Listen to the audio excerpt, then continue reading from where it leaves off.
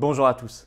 J'étais interviewé sur LCI le jour même où des milliers et des milliers d'infirmières, de médecins libéraux, de pompiers, d'aides-soignantes, de personnes qui travaillent à domicile, de brancardiers et tant d'autres étaient jetés comme des malpropres suspendus par un gouvernement fou, covidiste, oligarchique.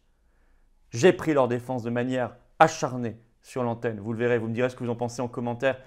Et j'ai remis les points sur les i, parler de ce qu'on voit à Singapour, Israël et tant d'autres. Il faut que la vérité émerge, éclate au grand jour. Et on se bat. Notamment, j'ai une pensée pour nos compatriotes de Nouvelle-Calédonie, Polynésie française, où c'est quasiment la même situation, confrontés à l'obligation vaccinale Covid-19, alors que nous, on se bat pour la liberté depuis le début, pour les sortir le plus vite possible de cette affaire. On va vous sortir de ça, on va vous libérer de ça, et on va faire en sorte que ça ne s'étende pas au reste du territoire français, bien évidemment. Je vous attends. Je vous attends dans la Résistance ce samedi 18 septembre. Rendez-vous 14 h, place du Trocadéro à Paris pour le cortège national immense. Maître Divisio a répondu à l'invitation. On fera parler également des professions qui se battent, qui ne vont rien lâcher. Venez avec vos drapeaux français, vos pancartes liberté. On va organiser également des rencontres pour ceux qui sont intéressés par métier, pour se fédérer dans la Résistance ou par parents d'élèves, par étudiants, etc. À l'issue des prises de parole, vous allez voir, ça sera une première. Il faut organiser les choses. Venez dans la paix. Venez extrêmement nombreux. Faites attention parce que la semaine dernière, le préfet de police avait fermé plus tôt les stations de métro. Prenez vos précautions. Ils avaient fait exprès de fermer les stations pour empêcher, dissuader les gens de venir, ce qui n'a pas empêché la foule d'être extrêmement nombreuse. Mais maintenant que vous êtes un homme averti en vaut deux, maintenant que vous le savez, je ne sais pas s'ils vont récidiver, je ne sais pas s'ils vont fermer les stations de métro un peu plus tôt, mais faites comme si c'était le cas pour vous préparer. Et puis il y a d'autres rendez-vous partout en France que nous organisons pour cette 44e semaine de mobilisation. Vous allez sur les-patriotes.fr en première page, vous avez tout. Bravo aux référents, adhérents, militants, patriotes, bénévoles qui organisent tout ça sur leur temps, dans la Résistance, évidemment. Abonnez-vous à cette chaîne YouTube tout de suite. Allons vers les 300 000 abonnés. Faites grimper le compteur, ça prend 2 secondes. Appuyez sur la petite cloche pour recevoir les notifications des nouvelles vidéos. Vraiment, je compte sur vous. Je compte sur vous, c'est juste mathématique, automatique pour donner de la visibilité à ces vidéos. Et venez aux patriotes, prenez cette carte orange de résistant. Battons-nous ensemble pour les enfants, les générations qui viennent, notre pays, notre liberté, l'égalité des droits, notre dignité, notre humanité, la souveraineté de notre peuple. C'est très belles valeurs. Je ne sais pas comment dire autrement, on se bat pour ces belles valeurs. Mais j'ai besoin de vous.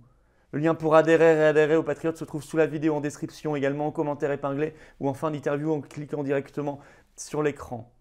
Il y a également sous la vidéo en description un lien pour faire un don de soutien au mouvement. C'est précieux parce qu'on n'a pas un centime d'aide de l'État ni des banques et qu'on organise ces immenses manifestations très coûteuses que grâce aux adhérents et aux donateurs. Bravo d'avance à ceux qui vont faire un don de soutien au mouvement. Bienvenue aux nouveaux adhérents, à ceux qui reprennent leur adhésion. Tout ça, c'est défiscalisé aux 2/3 pour vous. Bonne interview et vive la France. Être en direct avec nous, vous êtes un des chefs de file des anti-vax et des anti-vax qui défilent tous les samedis. Vous avez des parents, des amis qui peuvent être fragiles de santé. Est-ce que ce soir, vous n'êtes pas un peu plus rassuré en vous disant que s'ils ont besoin d'une intervention ou d'une opération à l'hôpital, eh bien, ils ont moins de risques d'être contaminés ? Déjà, je corrige, anti-pass et non pas anti-vax. Dans les manifestations, il y a énormément de gens vaccinés, mais qui sont contre le pass sanitaire parce qu'ils ont d'autres valeurs. Non, je suis pas rassuré parce que j'ai peur qu'on soit maintenant dans des hôpitaux où il y aura plus de soignants, où il y aura plus d'infirmières, où qu'on puisse plus être transporté parce qu'il y aura plus de pompiers, où il y aura plus d'ambulanciers. Quand on sait que ce soir, il y a 13% des ambulanciers qui sont concernés par une possible suspension, je crois qu'on est là en nage en pleine folie. Je voudrais quand même rappeler une chose, parce qu'il n'y a pas que la France dans le monde. On a l'Italie et la Grèce et la Guinée équatoriale dans le monde qui ont l'obligation vaccinale pour les soignants. Pour les EHPAD, il y a le Royaume-Uni et on y pense par ailleurs en Serbie. Mais c'est tout. Si vous voulez, dans les autres pays, il n'y a pas cette obligation vaccinale pour les soignants. Et je trouve fou qu'on aille vers la destruction comme on l'a fait. On a vu des scènes poignantes aujourd'hui de notre service public hospitalier, de nos pompiers, on voit nos gendarmes, on voit des ambulanciers, on voit des gens qui sont d'ailleurs maltraités dans certaines manifestations aujourd'hui sur ordre par la police. Eh bien, je suis terrifié de voir que mon pays ait pu sombrer là-dedans. On l'a dit, 94% des soignants libéraux, 88% en hôpital et en EHPAD et 95% à la PHP, donc c'est-à-dire l'assistance publique hôpitaux de Paris. Est-ce que ça veut dire qu'en fait ceux qui parmi les soignants qui ne voudraient pas se faire vacciner, qui n'ont pas voulu se faire vacciner, est-ce qu'il y a une coïncidence avec leur détestation d'Emmanuel Macron ou du gouvernement? Est-ce que ça serait pas un problème, cela? Non, mais moi je pense, si vous voulez, qu'ils ont écouté justement Emmanuel Macron. Je rappelle que le 24 novembre 2020 à la télévision, Macron promettait devant tous les Français qu'il n'y aurait pas d'obligation vaccinale et qu'il a réitéré sa promesse, réitérée également par Olivier Véran, le ministre de la Santé, et qui n'a pas été respectée. Comme d'ailleurs ils n'ont pas respecté leur promesse de ne pas étendre le pass sanitaire qu'ils faisaient encore au mois de mai dernier.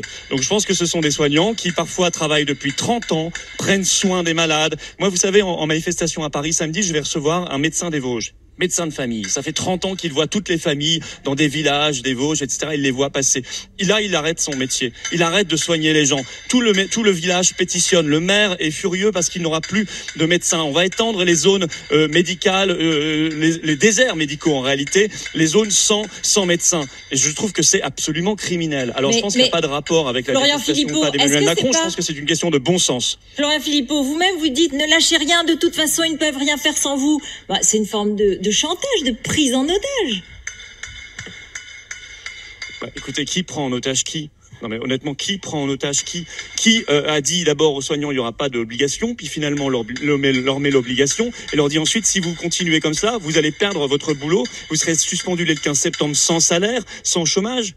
Honnêtement, comment on peut maltraiter à ce point les soignants qu'on faisait applaudir il y a 18 mois? Comment on peut les maltraiter à ce point? Mais vous ne pouvez pas dire les soignants puisque 95% d'entre eux sont vaccinés. Vous ne pouvez pas dire les soignants, vous pouvez dire certains soignants hostiles à la vaccination. C'est pas les soignants.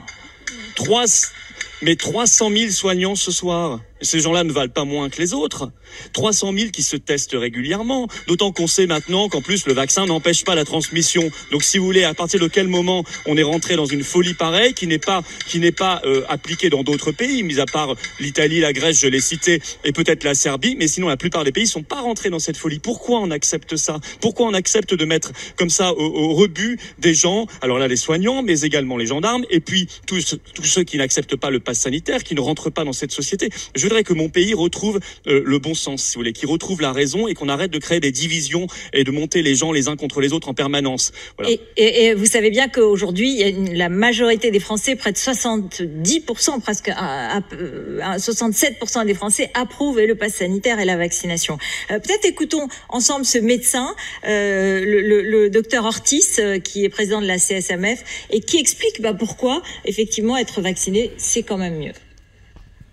Le vaccin protège des formes graves dans des proportions inédites par rapport à d'autres vaccins, plus de 90%. Le deuxième élément, même si c'est beaucoup moins net, on sait que le vaccin diminue le risque de transmission. Il ne l'empêche pas, mais il diminue le risque de transmission. Et les quelques personnes vaccinées qui sont contaminées, qui font un Covid peu ou non symptomatique et toujours peu grave.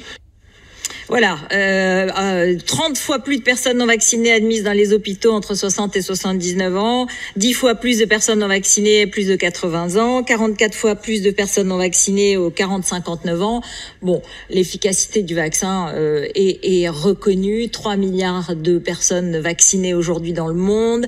Ça devient un enjeu politique, un enjeu politicien pour vous faire exister vous ou d'autres personnalités ?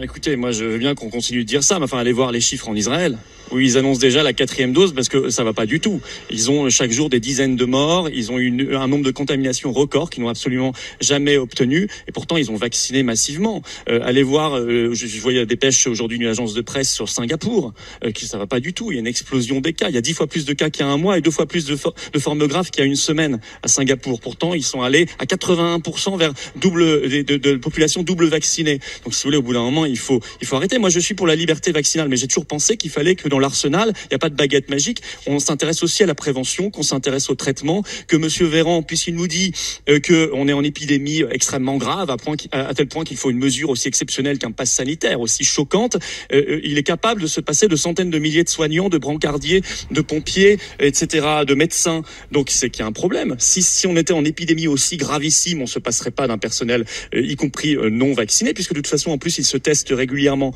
Donc si vous voulez, là, il y a une incohérence. Et quant à la stratégie du tout vaccinal, du pass sanitaire et des restrictions sanitaires, les exemples que je vous ai donnés, Israël, Singapour et tant d'autres, montrent que ça n'est pas du tout ce qui était prévu il y a 3 mois. On nous annonçait il y a 3 mois, je rappelle que le PDG de Pfizer, le 6 juin, disait que l'épidémie était éradiquée en Israël et que c'était terminé. On voit que c'est absolument pas le cas.